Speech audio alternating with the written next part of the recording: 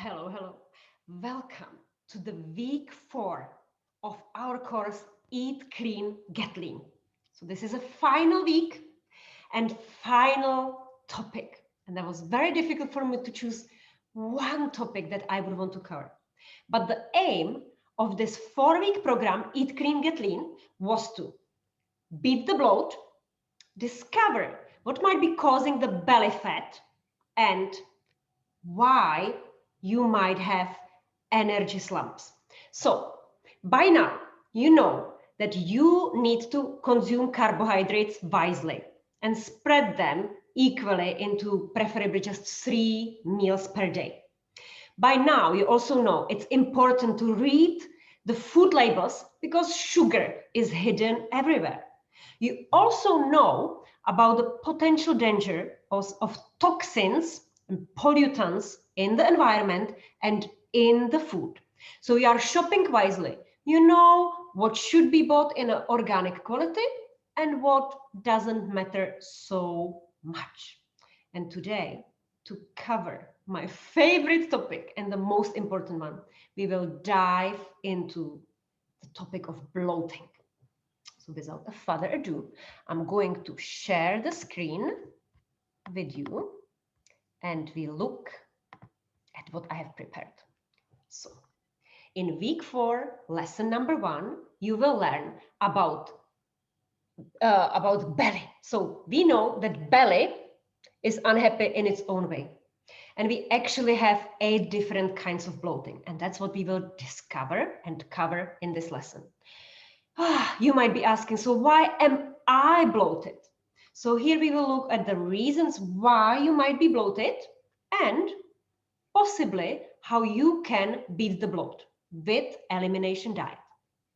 So first, what is abnormal bloating and what is normal bloating?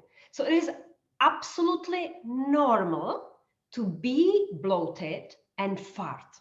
And if somebody is saying, I don't fart, that's not true, because every single person farts 4 to 20 times per day. So men usually fart in the morning, they just go to the toilet, they fart like a trumpet, everything goes out, and they don't have any problem with bloating. Female, it's a little bit different. They are usually bloated and fart in the afternoon. And we will ask why. So what is abnormal and what actually is bloating? So bloating is when the belly gets expanded. And even this is not same for all of us. So here you can ask yourself, like a detective, and discover which type you are. So is it pregnant looking bloat after eating? So it's so bloated, so expanded that you actually have to loosen your trousers. Is your belly soft or hard as a rock when you touch it? So in the afternoon, touch your stomach, soft or hard? Do you feel nausea or acid reflux or heartburn in your throat, the acid coming up after eating the meal, or maybe even without eating the meal? Are you farting more often than 4 to 20 times per day? And are these farts noisy? So is it really, really noisy and that can be caused by carbohydrate? Or is it smelly, this kind of silent but violent fart? Which one is it? Does the bloating build as the day progresses? So, for example, you get up in the morning, your tummy is relatively flat. And then as you eat the lunch and maybe afternoon snack, it starts to bloat and it peaks in the evening. Are you bloated immediately after meal? Because this is really important. And is it after any meal or is it after specific meal? Are you belching? Belching often? How often? Yeah. So write all of this down and try to investigate as I'm talking through which type of bloating you might be suffering with. So as I said, it's 8 different kinds. We will not be able to cover all of them because that would need hours and hours of investigation, but you can still get some idea.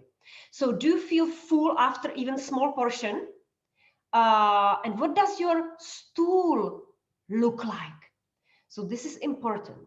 Look every single day, because I suppose you go to the toilet every single day. What's behind? So first of all, is it stinky? But it shouldn't really be stinky. Is it floating, or is your stool floating on the top of the surface, the water in your toilet? Does it make the toilet dirty around the edges? Do you have to clean the toilet after yourself? Do you need to use toilet paper? Or is it clear without using the toilet paper? What color is it? Is it pale? Is it yellow? Is it dark? Is it red? Is it black? Yeah? So the color is important as well. So how do you know if you are constipated? So here we have a lovely chart that can tell you. So what is severe constipation? So if you have this rabbit pellets in your toilet, and even if they are floating up, this is a severe constipation. Maybe you are not drinking enough. Maybe you are not consuming enough fiber. Maybe you are stressed and holding all the negative emotions and fear in yourself. This is called psychosomatic, and you can look into it. Or mild constipation, lumpy and sausage-like, so you can still see the pellets, but they're somehow still sticking together. Yeah. What is optimal? Optimal is a type 3 and type 4. So a sausage shape, maybe with the cracks on a surface, means that you did not drink that much. Maybe you did not eat that much fiber, but it's still nice. And you don't need to use any toilet. Preferably, the sausage is halfway floating and halfway sinking. That's the best one. And that's what children usually have. And then type 4 is very nice as well. It's like smooth, soft sausage or snake. And you also don't really need to squeeze the abdominal muscles or the anal too much. And it just blobs into the water peacefully. And you feel relief. You feel amazing after that. Now, going to the opposite, constipation versus diarrhea. Because some people, even though they are on a way of constipation, so they might not go to the toilet every single day, maybe they go every 2 days, maybe 3 days, but there are even some people that go once every 5 days, and they need to use laxative or glycerin suppositories or other ways to remove the stool out of their digestive system. Yeah. And then it happens to them that they might go 5 times a day and it turns into diarrhea. Yeah. So every time when it's soft or mushy and it has like this yellowish color, it's not healthy and it might be lacking some enzymes. You might not be able to digest and process the fat. Maybe you ate too many nuts, or you had a fried food and now you have diarrhea. Yeah. So we will not cover this diarrhea topic today. We are more going to concentrate on a constipation because that's a majority of you suffer with constipation. So what is slow transit time and pelvic floor dysfunction? Many of my clients suffer with pelvic floor dysfunction. So if you are 30 plus or you gave birth to a child, the chances are your pelvic floor muscles are not as strong as it should be. How do you know? Well, you can do a trampoline test. So just go, jump, well, drink quite a lot of liquid before, and then jump on a trampoline. Can you hold the urine inside while you are jumping up and down? If yes, then your pelvic floor function is optimal. The same with running. If you drink quite a lot of liquid and you go running and you don't really have to hold the pelvic floor muscles too much, that's fine. In case you already sneeze or you fart and you cannot like hold it, your pelvic floor muscles and even your anal sphincter might not be working properly. and you might be suffering even with incontinence. So there are many pelvic floor muscle exercises. If you do yoga, if you do Pilates, you can ask your teacher and they will definitely point you to the right direction, because you can fix this. Yeah? Now we move to the slow transit time. So what is that? You can do the corn test and beetroot test. So basically, when you eat the food, in between 12 to 48 hours, it should be eliminated in your stool. Yeah, because we are not going to absorb everything. So for example, if you eat corn, it has really starch and the fiber that our body is not able to process. So you will always see the remaining yellow part of the corn in your stool. Of course, you need to eat sufficient amount of the corn. So you will buy a can of organic corn, 100 grams or 200 grams if you want, and you eat it for lunch. And then 12 hours later, when you go to the toilet, for example, look if the corn is there, or the morning after. Is it there? Is it still not there? 48 hours after. Is it there? Is it still not there? Is it 72? Is it more? And this is going to tell you what is the slow transit time, or what is your transit time. How are you doing? Because keep in mind that we digest the food and we absorb it in a small intestine. So within 12 hours. Everything that is above 12 hours or 24 hours or 48 hours is just turning bad in our intestine. Yeah, and it's creating toxins, and the bacteria is feeding on it. So we do not want to have remaining food in our large intestine for way too long. We do not want to be constipated. So by now, you know, maybe if you are constipated or not, and what can be causing the constipation. It can be hypothyroidism. It means that your thyroid is not working optimally, and you would of course find this from your blood test results. So you would look at your TSH, your T4 levels, which is inactive, and T3 levels. And if you are stressed, you would also want to look at the reverse T3. Yeah, so you can ask your doctors for this and help with interpretation, or I do this for my clients too. If you are having hypothyroidism, you have slow metabolism, and then it's absolutely normal to be constipated. Yeah. Low estrogen levels. So of course, if you are approaching perimenopause or menopause, chances are that you have low estrogen levels. And we know that estrogen, testosterone, and growth hormone are anabolic, and we need them. They are helping us to build the muscle. And don't think only about the muscle on the arms. We also have pelvic floor muscle, and even the sphincter, the anus. It's a muscle. It's squeezing. It's helping us to remove the stool or hold it in, hold the farts in when they are not supposed to go out, or in a moment when you don't want them to go out. And the same with the abdominal, the deeper abdomen. It's actually supporting the lower back. So if you have problem with your spine, maybe this is also caused by low estrogen, because if you don't have estrogen, it means you are in a catabolic state. So it's opposite of anabolic. Anabolic is building it up. Catabolic is breaking down. So with low levels of estrogen, your body is falling apart. It's losing the flexibility. It's losing the elasticity. It's losing the shape, the tension. You can see, for example, with menopausal women, the body shape changes. Maybe they were before pear-shaped, and therefore they had some fat on their thighs and on the bum. So the glute muscle was quite strong. And now with the catabolic state, the body is breaking down this muscle. So they have skinny legs, they don't have any flesh on their bum, and they are growing the belly fat. Yeah. So this is caused by low estrogen.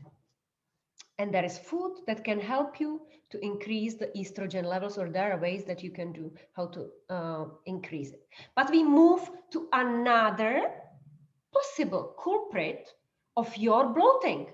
So maybe you have heard about SIBO, and that is small intestinal bacterial overgrowth. So bacteria, yeah, we have good and bad bacteria in our intestine, but only in our large intestine, which is the last part of the colon where we store the stool. So there, it's okay to have bacteria, preferably the beneficial bacteria. Yeah, but small intestine, it's the part from the stomach there to the small intestine where all the absorption of the vitamins and minerals is happening, and all the nutrients, amino acids, glucose, and fatty acids from fat. That's all happening in the small intestine, and there should be no bacteria. In case you have bacteria in the small intestine, you might be bloated, for example, after 1 hour of eating. But what is causing the small intestinal bacterial overgrowth? It can be antacids or PPI. So PPI is a proton pump inhibitors, right? So these are acid blockers. So maybe you know Rennies. It's the tablets that you can buy in a pharmacy, and people use it when they have heartburn after the meal. Yeah, so they will swallow it and the heartburn goes away. But what is actually happening in the body, and what is the mechanism behind it? Yeah, so these Rennie tablets, they are made from aluminium and from magnesium, and it's usually with carbonated form, because the carbonated is going to neutralize the acid in the stomach. The acid in the stomach is there for a good reason. So we need hydrochloric acid to kill potential pathogens, so bacteria and viruses. Because when we ingest the food and we don't wash it properly, or whatever meat is not good and it has parasites in it, this hydrochloric acid would kill them. And if we remove the hydrochloric acid, guess what happens? Those parasites enter the small intestine and they can happily grow there. Yeah. So basically, this Rennie can cause more harm than good. And it's only a plaster on a symptom. So rather than looking for the root cause of your heartburn, you are swallowing the Rennie. For a little while, you feel better, and then the cycle goes again. And on the top of it, you might be now bloated because you have intestinal bacterial overgrowth. Yeah. Also, take into consideration that the small intestine is only 1 cell thick. So for example, your skin has many layers. So if you scratch yourself, there is like another protection before it actually gets into the bloodstream. But the intestine has only 1 cell thick wall. So these enterocytes are holding together. If you scratch them and damage them and they open, you are basically opening the gate to all the viruses and bacteria and all the pathogens into the bloodstream, which can cause systemic inflammation. And you don't want that. So what is another reason for having low stomach acids? So it's age. So of course, as we age, our body is not working properly, and the chances are we don't have enough stomach acids, or autoimmune disease, or stress. Because we know that autoimmune disease or high levels of cortisol, when our body is under stress, cortisol makes sure that we have all the attention and all the power in the brain, in the head, to find the solution, fight or flight, and in our legs and in our arms, so that we can run away from that potential danger. There is no time to digest, and there is definitely no time to create stomach acids. That's absolutely clear. And that's why I always say, don't eat when you are under stress, because you are anyway not going to digest the food. Yeah? And autoimmune disease, it's constant stress, because your own body is attacking your own cells. So We are constantly creating inflammation, and the white blood cells need to clear out the debris and the dead cells and the mess and the oxygen species, therefore the free radicals that have been created in this war. Yeah? Crohn's disease is one of the inflammatory diseases, and it's inflammation of the colon. So it's actually the small intestine. So it's inflamed, the gate for the pathogens is open, and it's constant. It's like a vicious circle. It's a vicious circle. So cortisol will increase the glucose levels. Glucose, the sugar, is toxic, so it's causing the inflammation. It will again increase the cortisol, and you are just running and running and running like a hamster in the wheel. But you can get yourself out of it, but taking the right approach. The next problem that you might have and you might take into consideration is insufficient digestive enzymes. So for example, if you can see remaining food in your stool, for example, nuts, seeds, pieces of apple, so the skin of tomatoes, for example, and other food. In general, you shouldn't see any food in your stool. It should be well processed. So if you see the remaining food, the chances are you don't have enough digestive enzymes. Because again, when you are under stress and the cortisol levels are high, you cannot produce the digestive enzymes. Alcohol consumption. It's a massive stress for the body. And remember, alcohol is a sugar. So if you already have the bad bacteria in your small intestine, as soon as you drink alcohol, you feed them antibiotics and probiotics. So we know that antibiotics, anti against, biotic, anything life. So it will kill everything that is life, good or bad, it just kills everything. But then, as it's empty, it gives a chance to the potential pathogens to grow the bad colonies. In case you have these bad colonies and you start taking probiotics, it's also not a good idea because you are just feeding the baddies with probiotics, and the worst, prebiotics, right? And probiotics and prebiotics are sometimes mixed together. So you have to be very wise to make a good choice of probiotics at the right time. So what does it feel like to have SIBO? You are basically constantly bloated.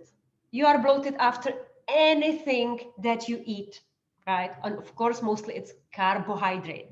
So if you eat an apple, you make a massive party for this bacteria, and they love you, and they will stay with you for as long as you feed them.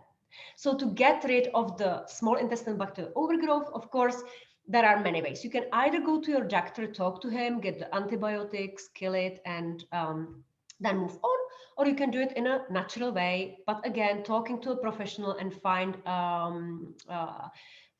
long-term solution, and it is actually going to take longer. So how do I always imagine this party and this bacteria? And now we don't talk only about small intestine, but any bacteria, even in the large intestine. So imagine you are basically feeding them for free because you don't digest it yourself. You are maybe stressed or you are not breaking it down. So anything that you ate and was meant to be for you is not for you.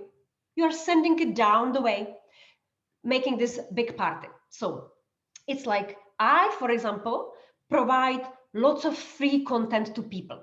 And there are freebie pickers that will always consume my content. And for as long as I feed them with something that is for free, they stay with me. And as soon as it's not for free, they will move away. And only a couple of good friends, good bacteria, that even if I don't feed them, they will stay with me. And this is what you want to do with the food. So if you don't want to have bad bacteria, stop feeding the freebie pickers. Eat food that is lower in carbohydrates and is not causing the fermentation and gas, and remove the baddies. And then appreciate the goodies, the good bacteria, by feeding them what they want, and slowly let them grow their community, their colonies. Yeah? And this can be done with low FODMAP diet. So this is an elimination diet for IBS. So IBS means irritable bowel syndrome. And it's basically diagnosis that you get from the doctor from your enterolog, gastroenterolog, your GP, when they don't find anything bad with you. So they did not find any disease. And they say, okay, you have irritable bowel syndrome. And there is a really, so it's a science-based diet from Australia, and it's really well designed to discover to which carbohydrates you are sensitive, and then you can remove them. Yeah, so it's a longer process. So these carbohydrates, there are some carbohydrates that are poorly digested by humans. We basically don't have these digestive enzymes, and we only feed that bacteria, or we don't have the transporters for these substances, for these molecules. Maybe you have heard about lactose intolerance. So maybe you were, when you were 20 or 30, you had no problem consuming dairy products, so cheese and yogurt and drinking milk. So you had your cappuccino and everything was fine. And now when you drink cappuccino, you get really bloated. And this is because you are missing the enzyme lactase. Yeah. So everything that is lactose, fructose, always means sugar. And everything that is lactase, fructase, it's the enzyme. An enzyme, you imagine like a scissor. It's chopping everything to single molecules. And then the single molecule you can absorb. And if it's not chopped to small pieces, your body cannot absorb it, but the bacteria will eat it. And this is causing the bloating. Yeah. So one of the questions I'm always asked is, so is lactose-free products better? Well, there is no lactose-free product. You cannot remove lactose from a dairy product. So what the companies will do, they will take the powder enzyme lactase and they will mix it into the milk. And this enzyme will chop the lactose, the sugar, into small pieces before you drink it, and then you can absorb it, right? So it's a little bit of a marketing trick. What I don't like on the lactose-free products is that lactase turns the taste is basically bitter. It makes it bitter, so I don't like it. I personally, so for example, if I have a problem and it's not that I recommend it, I would swallow lactase enzyme in a pill, and then I would eat any dairy product that I wish. But this is of course not a solution, and it's not that I recommend it, right? You want to find out why you have lactose intolerance. Is it because you have holes in your intestine? Is it because it's irritated? Is it because you have maybe gluten sensitivity, and because the villi, the projectors in your intestine are damaged, you cannot now produce the enzyme lactase? So just find the root cause of your problem, because maybe if you discover that it's other food that is causing the problem, then you still will be able to consume lactose. Yeah? The same is with fructose. So many of my clients, and I am one of them, one person that has a fructose intolerance. So if I eat mango, if I eat agave syrup or honey, I will get bloated because I do not have the enzyme fructase in my body that would break it down, and I'm feeding bacteria. So I am aware of it, and therefore I don't eat it. And this is what you can discover as well. What about polyols? So polyols are sugar alcohols that are, for example, in chewing gum. So xylitol, mannitol, sorbitol. And that's why I teach you to read the food labels.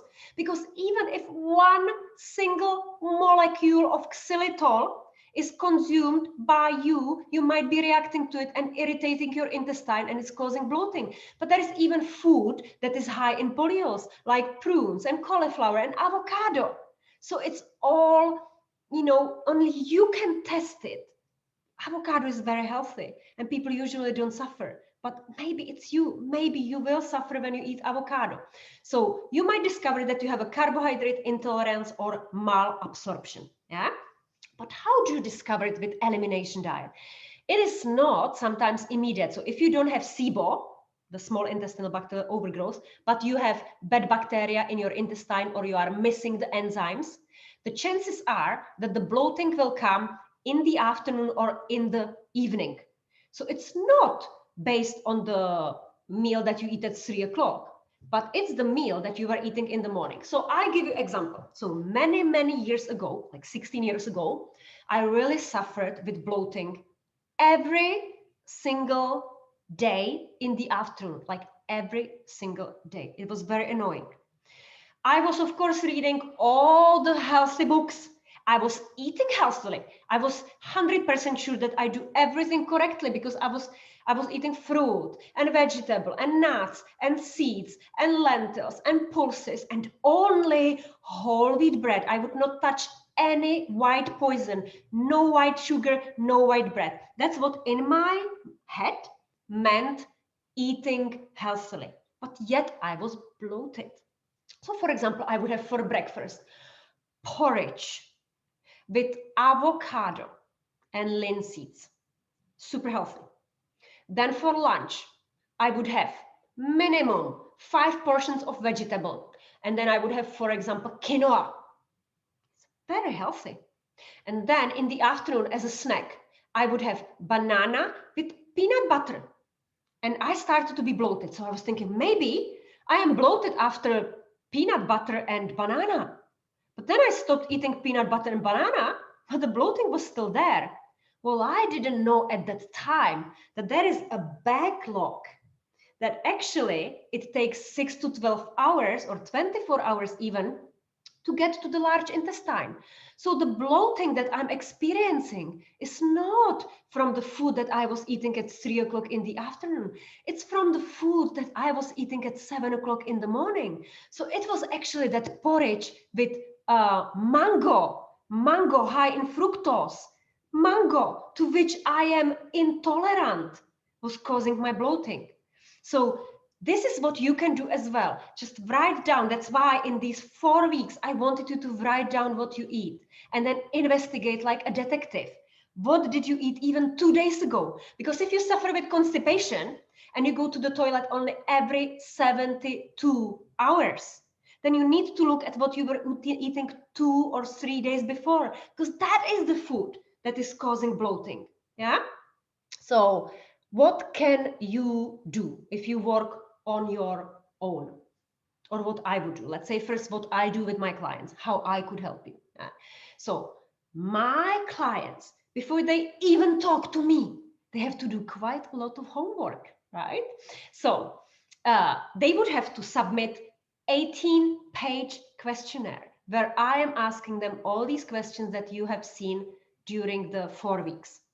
Then they have to submit 5 to 10 days of food diary and mood tracker, because I want to see whether they were stressed, whether it was emotional eating, what was the portion, did they go for the second portion because the food was tasting so good, when were they bloated, was it bloated after 4 hours, 6 hours, what about the toilet? Yeah, so I always ask them, what does your stool look like? So they have to write this to me. And then after I read all of this, we also look at the blood test results, because this is telling me a lot. So for example, if you have a stomach acid problem, we might see that you have liver disease. Maybe your liver enzymes are not optimal.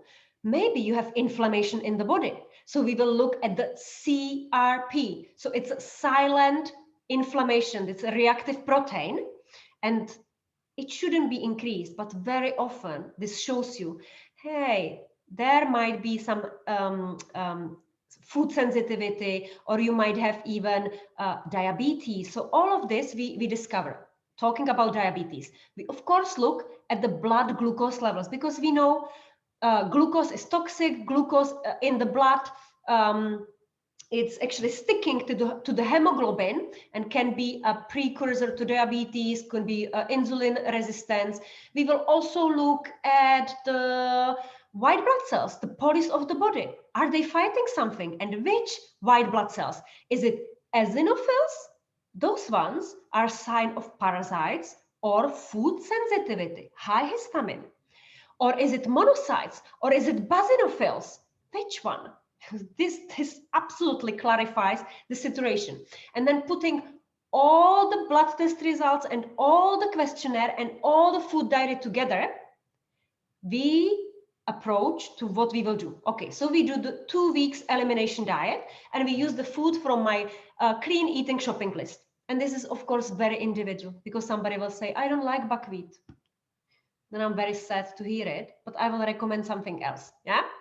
So if you do it on your own, for you, I will submit into the Google Drive a document with low FODMAP diet, and you can try to build it on your own. What I also use with my clients is hydrogen breath test.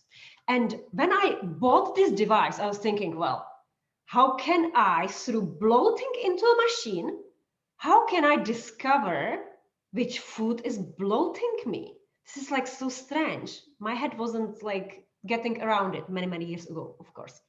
Then I studied into the subject and what we basically do. So if we don't digest the carbohydrates or any food, bacteria will feed on it, and bacteria will produce gas. And this gas, this hydrogen, will go through the thin wall of the intestine, and there is a bloodstream, so it will enter the bloodstream, and we know that the blood goes to the liver, then it goes to the lungs, and this hydrogen we will exhale into the machine. So this machine, this hydrogen breath test, is measuring how high it is, right? So you eat some food and you blow into the machine every 20 minutes. It takes you 3 seconds. It's connected to the application on the mobile phone. So it's a Bluetooth, right? So it takes you really only 3 seconds every 20 minutes. And you can see, okay, I had dried figs or dry dates, which are high in fructose, and it's a sugar. Yeah. And within 2 hours, I was bloated because my hydrogen levels went up. Hey, you might have a SIBO. Or you ate the dates, and after 6 hours, you saw that you are bloated. Well, it's the large intestine. And like this, you continue with different food doing the hydrogen breath test at home. But if you don't have this machine, you can still go to your gastroenterologist and you can do the test with them. So you have to be for around 5 hours in their office. I have done it myself many years ago. I went to the gastroenterologist and I did the hydrogen breath test. So he made me drink fructose, so fructose mixed into the water, and then every 20 minutes I was blowing into the machine, and then of course it showed the intolerance. But I was, for example, testing this hydrogen breath test on other substances. So for example, I discovered that I am really bloated after poppy seeds. So in German it's mole, in French is pavot, and I think in Italian is papavero, and in Czech it's mak, right? So poppy seeds are nearly everywhere. I was always consuming like whole wheat bread, and it was always sprinkled with all these seeds, and there were poppy seeds as well. So poppy seeds are bloating me, like I suffer for 3 days if I eat poppy seeds. So obviously this machine helped me to discover what is my problem, and now I don't eat it at all. Okay, if I eat it sometimes, at least I know what's causing it, right? Then of course with the pancreatic insufficiency, what I would do with my clients, I would look at the blood test results and I would see, are they zinc deficient, are they B12, B6, vitamin A, vitamin E. So it's also from the diet, because these are building blocks, and of course protein, of these enzymes. So if you don't have the building blocks, you cannot have the digestive enzymes and you cannot break down the food. So maybe this is your problem, yeah? But please, before you use any supplements, you need to talk to the professional, talk to your doctor, talk to your gastroenterologist, talk to science-based certified nutritionist, or go to the hospital, talk to a dietitian, yeah?